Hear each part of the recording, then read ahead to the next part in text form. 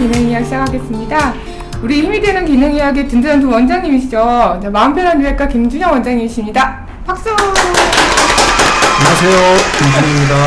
또 염창원병원의 염창 원장님 오셨습니다. 네, 안녕하세요. 네.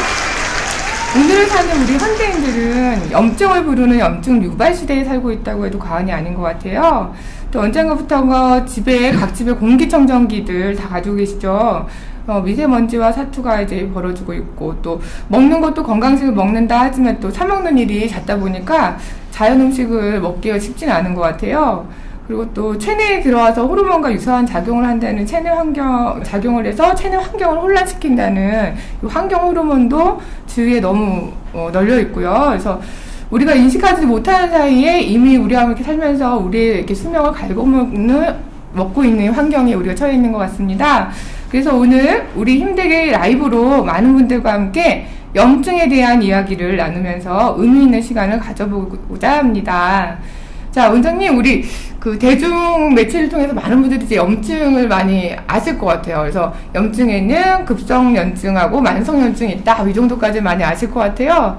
급성염증은 어떤 건가요? 급성염증 중에 이제 제일 우리가 잘 알고 있는 게 뭐 종기 이런 거죠, 종기. 네, 네, 그런 게 이제 급성염증이고요. 또 뭐 감기 때문에 생기는 뭐 기관지염. 대부분 뭐 열이 나거나 뭐 증상이 이렇게 급하게 많이 생기는 것들이죠. 좀 세게 생기는 것들.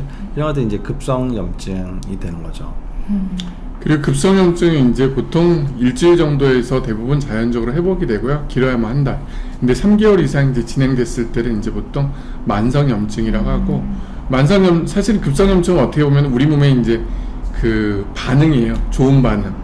근데 이제 만성염증으로 넘어가면 그게 이제 남아서 여러 다양한 이제 질병들을 유발시키는 거죠. 그래서 그 만성염증까지, 그럼 만성염증이 되려면 장시간이 걸리는 건가요, 선생님? 그렇죠. 아니, 장시간이 걸리기도 하지만 사실 잘 알아채지 못하기 때문에 거기에 적절하게 대처를 안 하게 되는 거죠. 예를 들면 우리가 열이 난다. 그럼 뭐 해열제를 먹거나 병원에 가서 주사를 맞거나 항생제를 먹거나 뭐 아니면은 뭐 종기를 짜버리거나 뭐 여러 가지 방법들을 쓰게 되잖아요. 네. 근데 만성염증은 뭐 그런 거 없이 그냥 자극 증상이 없나요? 크게 없는 느낄 거죠. 수 없고. 근데 염증이라고 하면 대부분은 좀 뭐랄까 이렇게 좀 뭐 나쁜 거 이런 걸로 이제 생각하기 쉽지만 사실 염증 자체가 나쁜 건 아니고요.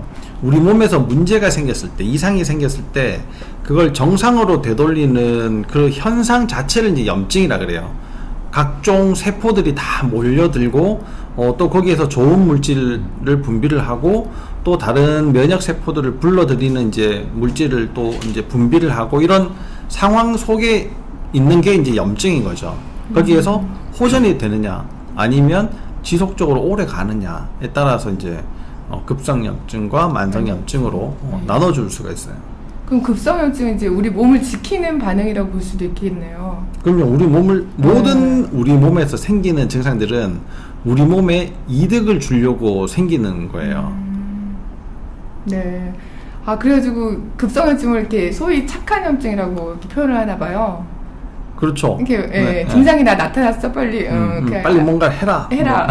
알려주는. 그리고 그렇지만 만성염증은 우리가 이제 알 수 없게 점진적으로 묻어나는 거고, 나중에 점점 뭐 암이 씨앗이 된다는 등 뭐 이런 무서운 말들이잖아요. 그게 만성염증인 것 같아요. 그러면 선생님, 만성염증은 경로가 어떻게 되는 거예요? 원인이 일상생활에서 그냥 묻어나는 건가요? 일어나는 발생 경로나 뭐 여러 가지 상황으로 다 생길 수가 있겠죠. 만성염증은. 네. 뭐 제일 흔하게 생기는 게, 그러니까 문제가 쉽게 생길 수 있는 곳에서 염증이 생기겠죠. 아무래도 이상이 생길 가능성들이 제일 많으니까요. 예를 들어서 우리가 옷을 입고 다니면 이런 데 다치는 것보다 뭐 나뭇가지 같은 데 손이 긁힌다거나 이런 데 맨살이 다칠 가능성이 더 많잖아요. 그런 것처럼 기회가 많은 곳에 그런 염증들이 생길 가능성들이 많게 돼요. 그러면 우리가 살아가면서 제일 문제들이 많이 생기는 곳이 어디일까를 생각해 보면 숨 쉬는 거 제일 많이 사용하는 데가, 그쵸? 아니면 먹는 거, 거를 제일 많이 사용을 하게 될 거예요.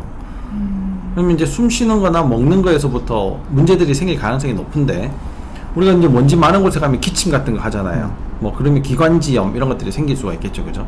네, 그런 것들이 다 이제 염증이 되는 거고, 또 공기 중에 섞여져 있는 것들보다 음식으로 처리를 하는 과정 중에 생기는 문제들이 훨씬 더 많거든요. 그래서 장에서 문제들이 더 많이 생기는 거예요. 그리고 또 장에 온갖 균들이 엄청 많잖아요. 물론 좋은 균도 있지만 나쁜 균들도 있고, 이런 것들이 이제 다 뒤죽박죽 되면서 문제들이 이제 쉽게 생기게 되는 거죠. 사실은 만성염증이라는 건 항상 우리가 갖고 있는 건데, 그 중에 일부가 이제 우리가 살아가는 과정 중에서 이제 병으로 생기는 거예요. 그러니까 염증들은 항상 어느 순간, 우리가 지금 숨을 쉬고 있는 이 순간, 사람들과 만나는 이 순간에도 염증은 계속 생겼다 없어졌다 하는데, 일부가 진짜 남아서 결국은 이제 이게 질병으로 가는 과정이죠. 근데 죽을 때까지 그게 병이 안 생기는 경우도 있고, 죽기 전에 여러 가지 병들이 생겨서 골골하는 경우도 있고, 그런 거입니다. 그러면 이게 혈관을 타고 이동하면서 이렇게 전신에 발생하는 건가요, 선생님? 그게 아닌 건 아니에요? 아니, 그렇게 될 수 있죠. 네. 그렇게 될 수 있는데, 네. 이게 이제, 그렇게 되죠. 뭐 혈관을 통해서 생길 수도 있고, 아니면 혈관이랑 상관없이 우리가 보통 관절염 같은 경우, 무릎이나 이런 데잖아요. 거기서 이제 계속적으로 쓰면서 결국 염증이 생겼다 없어지는데, 그게 오랫동안 남으면은 이제 그 퇴행성 관절염이나 이런 것들이 오는 거죠. 그러니까 각각 부위가 다양하게 이제 생기는 거예요. 제가 아까 뭐 하려고 했던 얘기가 그게 아니고, 아니 이제 질문을 하는데 워낙 심각하게 질문을 하길래 그러니까 자기가 궁금한 걸 질문을 하면은 제일 좋잖아요. 근데 잘 모르는 걸 자꾸 이제 질문하려고 하는 것 같아서 그 모든 염증은 국소적으로 생기지만 이게 국소적으로 끝나지 않고, 그런 이제 찌꺼기나 뭐 여러 가지 다양한 분비물이나 이런 것들이 우리가 특히 이제 염증을 일으키는 물질을 사이토카인이다 이렇게 얘기를 하거든요. 네, 그 세포에서 세포에서 뭔가를 이제 조작할 수, 움직이게 하는 그런 물질들을 사이토카인이라고 얘기를 해요. 그런 것들이 이제 혈액으로 자꾸 번져나가는 거죠. 그래서 이제 다른 곳에서도 이제 염증이 있는 것처럼 오인하게 될 거 아니에요. 원래 국소적으로 뭐 문제를 생겨서 다른 면역 세포들을 막 불러들이고, 거기에서 뭔가 치료를 해야지 되고, 찌꺼기를 막 청소를 해야지 되고, 이런 것들을 활동하도록 하는 신호탄이에요. 신호탄. 그게 혈관을 타고 이제 가잖아요. 그럼 여기에도 왠지 모르게 문제가 있는 것처럼 보여질 수 있잖아요. 그래서 거기에서 또 이상한 염증 반응들이 또 생기는 거예요. 저기서 또 생기는 거, 또 생기고. 근데 이거 자가 면역 질환하고는 또 다른 거예요? 자가 면역 질환은 그렇게 그런 곳에서 훈련받았던 이제 면역 세포들이 다른 곳을 가가지고 이제 공격을 하는 거죠. 자가 면역 세포. 자가 면역 질환은 또 다른 거다. 그렇죠. 자가 면역 질환은 말 그대로 원래 내 몸에 있어야지, 내 몸에 이로운 면역 세포가 고장난 세포를 고치거나 외부에서 들어오는 이상한 것들을 막아내야지 되는 그런 역할들을 해야지 되는데, 나를 괴롭히는 거예요. 예를 들면 이런 거죠. 바깥에서 외적이 침입을 했어. 그걸 지키는 게 군인이잖아요. 네. 범인을 잡는 게 경찰이잖아요. 네. 이런 활동을 하는 게 우리 몸에서 면역세포거든요. 면역세포인데, 얘네들이 멀쩡하게 농사 짓고 있는 농민들한테 가가지고 막 괴롭혀. 그러면 안 되는 거잖아요. 그쵸. 그럼 문제가 생기겠죠. 그 동네에 탐관오리가 생겨봐요. 그 마을이 얼마나 난리가 나겠어요. 네. 그런 게 자가 면역이에요. 네. 그런 나쁜 탐관오리 같은 놈. 내 수청을 들거라 이런 그런 놈들이죠. 네, 알겠습니다, 선생님. 그러면 염증하고 간염의 차이는요? 라고 여쭤보시는 분이 계시네요. 염증은 하고 간염의 차이는요? 염증은 말 그대로 이제 뭐가 이제 생기는 거, 감염균에 의해서 이제 생기는 거거든요. 그래서 보통 이제 급성염증이 많은 경우가 이제 감염에 의해서 생기는 경우들이 많아요. 그럼 이제 감염의 원인에 따라서 항생제를 통해서 그게 이제 치료가 되면은 염증이 이제 좋아지는 거죠. 이게 감염은 염증의 한 종류에 불과해요. 한 종류.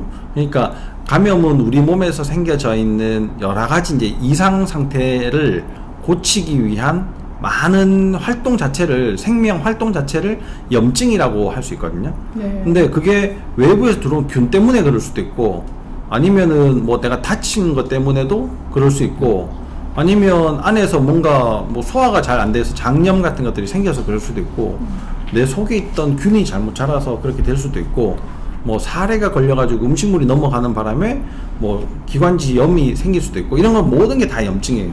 근데 감염은 외부에서 뭔가 들어와서 뭔가 생기는, 그게 세균하고 특히나 이제 관련이 있을 때 감염 이렇게 얘기를 하죠. 그렇죠? 맞아요. 아까 그 말씀이죠. 닥터 영자원과 닥터 김준영의 힘이 되는 기능이야 화이팅! 감사합니다.